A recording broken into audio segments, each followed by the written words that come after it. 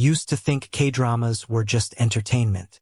Then I realized they were teaching me lessons my parents never could.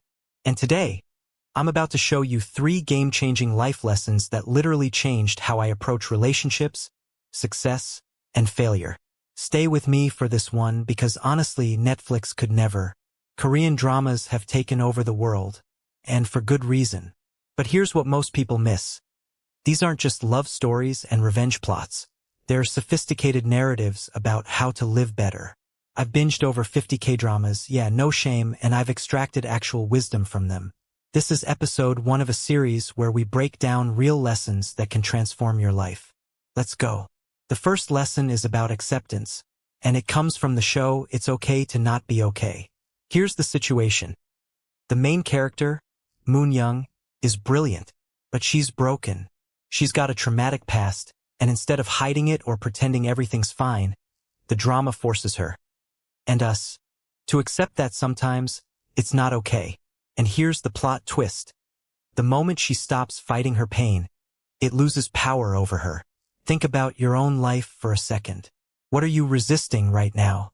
A breakup? Career failure? Family drama? Most of us do what society teaches us. Push through, stay strong, ignore the pain. But that's the opposite of what works. The K-drama formula goes like this. Character denies their pain. Everything gets worse.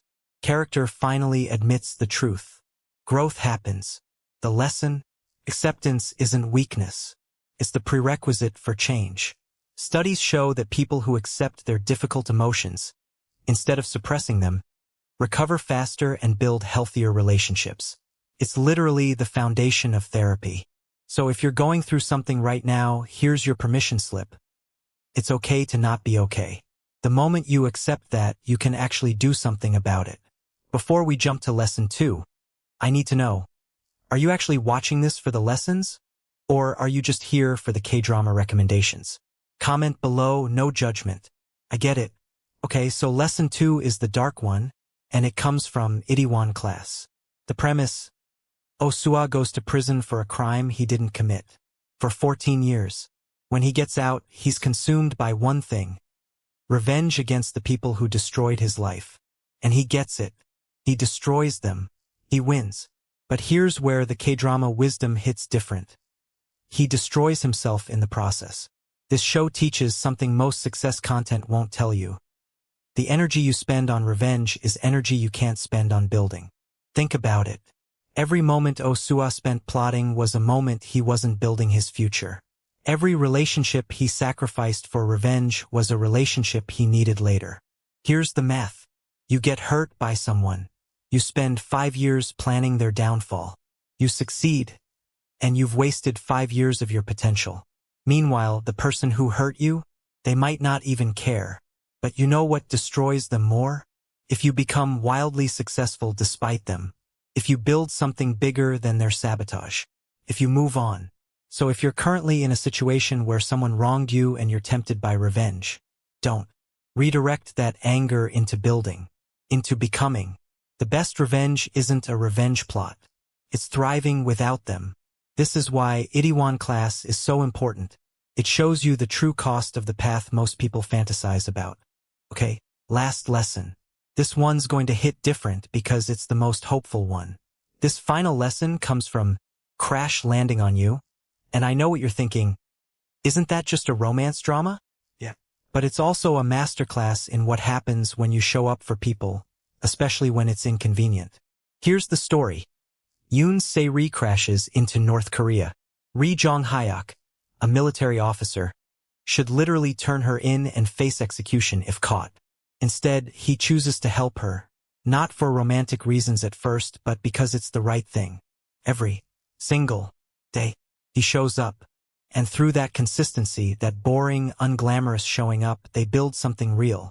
Most of us think about love, friendship, and loyalty as big dramatic moments. The confession, the grand gesture, the last-minute rescue. Wrong. The real glue? It's the unsexy consistency. It's the friend who texts you back at 3 a.m. It's the parent who shows up to your game even when they're exhausted. It's the partner who doesn't run when things get hard. Here's what Crash Landing on You really teaches. The most powerful thing you can do is stay. You want to build a strong relationship? Show up consistently, imperfectly, messily. You want to earn trust at work? Show up. Do the work nobody's watching. The thankless stuff. That compounds. You want to achieve something meaningful? Show up every single day, even when you're not motivated, even when progress is invisible.